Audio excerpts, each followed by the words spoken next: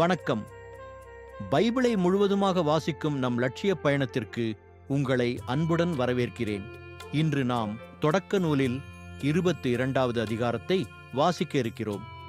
இதுவரை நாம் மொத்த நூல்களில் 1.76% நூல்களை வாசித்து முடித்துவிட்டோம். இன்னும் சில நூல்களை முடித்தால் நம் பயணம் வெற்றிகரமாகும். இன்றைய வாசிப்பின் மூலம் அந்த இலக்கை இன்னும் முன்னோக்கி நகர்த்துவோம். வாங்க தொடங்குவோம். ஈசாக்கை பலியிட ஆபிரகாமுக்கு கட்டளை. இந்நிகழ்ச்சிகளுக்கு பின் கடவுள் ஆபிரகாமை சோதித்தார். அவர் அவரை நோக்கி, ஆபிரகாம் என, அவரும் இதோ அடியேன் என்றார். அவர், உன் மகனை, நீ அன்பு கூறும் உன் ஒரே மகனான ஈசாக்கை அழைத்துக்கொண்டு மோரியா நிலப்பகுதிக்குச் செல். அங்கு நான் உனக்கு காட்டும் மலைகளில் ஒன்றின் மேல் ஏறி பலியாக அவனை நீ பலியிட வேண்டும் என்றார். அவ்வாறே ஆபிரகாம் அதிகாலையில் எழுந்து தமது கழுதைக்குச் சேணமிட்டு தம் வேலைக்காரருள் இருவரையும் தம் மகன் ஈசாக்கையும் அழைத்துக் கொண்டு எரி பலிக்கு வேண்டிய விறகு கட்டைகளை வெட்டிய பின் கடவுள் தமக்கு குறிப்பிட்டிருந்த இடத்தை நோக்கி புறப்பட்டுச் சென்றார். 3ஆம் நாள் ஆபிரகாம் கண்களை உயர்த்தி அந்த இடத்தை தூரத்திலிருந்து பார்த்தார். உடனே ஆபிரகாம் தம் வேலைக்காரர்களை நோக்கி, நீங்கள் கழுதையோடு இங்கேயே காத்திருங்கள், நானும் பையனும் அவ்விடம் சென்று வழிபாடு செய்தபின் உங்களிடம் திரும்பி வருவோம் என்றார். பின் ஆபிரகாம் எரி பலிக்கு வேண்டிய விறகு கட்டைகளை எடுத்து தம் மகன் ஈசாக்கின் மீது வைத்தார். நெருப்பையும் கத்தியையும் தம் கையில் எடுத்துக்கொண்டார். இவ்வாறு இருவரும் சேர்ந்து சென்றனர். அப்பொழுது ஈசாக்கு தன் தந்தையாகிய ஆபிரகாமை நோக்கி, அப்பா என, அவர், என்ன மகனே என்று கேட்டார். அதற்கு அவன், இதோ நெருப்பும் விறகு கட்டைகளும் இருக்கின்றன, எரிபலிக்கான ஆட்டுக்குட்டி எங்கே என்று வினவினான். அதற்கு ஆபிரகாம், எரிபலிக்கான ஆட்டுக்குட்டியை பொறுத்த மட்டில் கடவுளே பார்த்து கொள்வார் மகனே என்றார். இருவரும் சேர்ந்து தொடர்ந்து நடந்தனர்.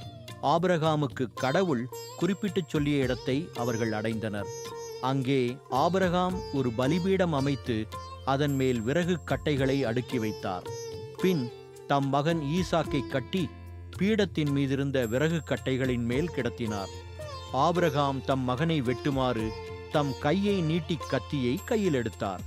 அப்பொழுது ஆண்டவரின் தூதர் வானத்தினின்று ஆபிரகாம், ஆபிரகாம் என்று கூப்பிட அவர், இதோ அடியேன் என்றார். அவர், பையன்மேல் கை வைக்காதே, அவனுக்கு எதுவும் செய்யாதே, உன் ஒரே மகனையும் எனக்கு பலியிட நீ தயங்கவில்லை என்பதிலிருந்து நீ கடவுளுக்கு அஞ்சுபவன் என்று இப்போது நான் அறிந்து கொண்டேன் என்றார். அப்பொழுது ஆபிரகாம் தம் கண்களை உயர்த்தி பார்த்தார். இதோ முட்செடிகளில் கொம்பு மாட்டிக்கொண்டு நின்ற ஓர் ஆட்டுக்கிடாயை கண்டார். உடனே ஆபிரகாம் அங்கு சென்று அந்த கிடாயை பிடித்து தம் மகனுக்கு பதிலாக எரி பலியாக்கினார். எனவே ஆபிரகாம் அந்த இடத்திற்கு யாவேயிரே என்று பெயரிட்டார். ஆதலால் தான் மலையில் ஆண்டவர் பார்த்துக் கொள்வார் என்று இன்று வரை வழங்கி வருகிறது. ஆண்டவரின் தூதர் ஆபிரகாமை வானத்தினின்று மீண்டும் அழைத்து, ஆண்டவர் கூறுவது இதுவே, நான் என் மீது ஆணையிட்டு கூறுகிறேன், உன் ஒரே மகனை எனக்கு பலியிடத் தயங்காமல் நீ இவ்வாறு செய்தாய். ஆதலால் நான் உன் மீது உண்மையாகவே ஆசி பொழிந்து விண்மீன்களைப் போலவும் கடற்கரை மணலைப் போலவும் உன் வழிமரபை பலுகி பெருகச் செய்வேன். உன் வழிமரபினர் தம் பகைவர்களின் வாயிலை உரிமையாக்கிக் கொள்வர். மேலும் நீ என் குரலுக்குச் செவி கொடுத்ததனால் உலகின் அனைத்து இனத்தவரும் உன் வழிமரபின் மூலம் தங்களுக்கு ஆசி கூறிக்கொள்வர் என்றார். பின் ஆபிரகாம் தம் வேலைக்காரரிடம் திரும்பி வந்தார். அவர்கள் ஒன்று சேர்ந்து பெயர் செபாவுக்கு திரும்பிச் சென்றார்கள். அங்கேயே ஆபிரகாம் வாழ்ந்து வந்தார். நாகோரின் வழிமரபினர். இந்நிகழ்ச்சிகளுக்கு பின் உன் சகோதரன் நாகோருக்கு மில்கா புதல்வரை பெற்றெடுத்திருக்கிறாள் என்று ஆபிரகாமுக்கு சொல்லப்பட்டது. மூத்த மகன் ஊசு அவன் தம்பி பூசு, ஆராமின் தந்தையான கெமுவேல், கெசேது, அசோ, பில்தாசு, இதிலாபு, பெத்துவேல். பெத்துவேல் ரெபேக்காவின் தந்தை. இந்த 8 புதல்வர்களையும் மில்கா ஆபிரகாமின் சகோதரன் நாகோருக்கு பெற்றெடுத்தாள். மேலும் அவனுக்கு மறுமனைவியாகிய இறையுமா தேபாகு, ககாம், தகாசு, மாக்கா என்பவர்களை பெற்றெடுத்தாள். நாம் 1189 அதிகாரங்களில் 22 அதிகாரங்களை நிறைவு செய்துவிட்டோம். இன்னும் சில அதிகாரங்களை வாசித்தால் முழு பைபிளையும் முடித்து விடுவோம். நாளை அடுத்த அதிகாரத்தை பார்க்க சந்திப்போம்.